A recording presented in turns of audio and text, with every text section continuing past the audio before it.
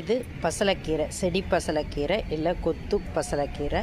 இது பசலைக்கீரை வந்து ஹெல்த்துக்கு ரொம்ப நல்லது, ஜாயின்ட்ஸ்க்கு ரொம்ப நல்லதுன்னு சொல்லி சொன்னாங்க.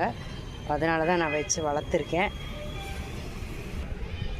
இந்த மாதிரி செடிகள்லாம் வந்து நம்ம இதுக்குன்னு தனித்தனியாக ஒரு பெரிய க்ரோ பேக்கு இல்லை தொட்டி அப்படிலாம் வேணும்னு இல்லை, மாடி தோட்டத்தில் வளர்க்குறதுக்கு. இதுக்குள்ளே ரோஜா செடி ஒன்று வச்சுருக்கேன், அது கூடவே தான் இந்த செடி இருக்குது. இந்த இதை நம்ம வந்து கட் பண்ணிட்டோம்னா அது ரோஜா செடி மேலே இருக்கும். இந்த மாதிரி செடிகள்லாம் இது கீழேயே மெயின்டைன் பண்ணிக்கலாம்.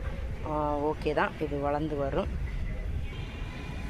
இன்றைக்கி சமையலுக்கு இதை பறிக்கலான்னு வந்திருக்கேன்.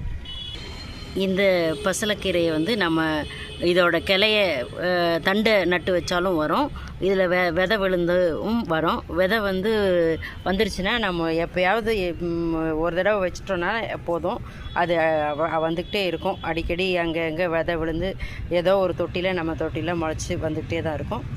இது பராமரிக்கிறதுலாம் ரொம்ப ஈஸி தான். இதுக்கு ஒன்றும் பெரிய மெயின்டெனன்ஸ் இல்லை, ஈஸியாக வளரக்கூடியது, அதே சமயத்தில் ஹெல்த்துக்கு நல்லது.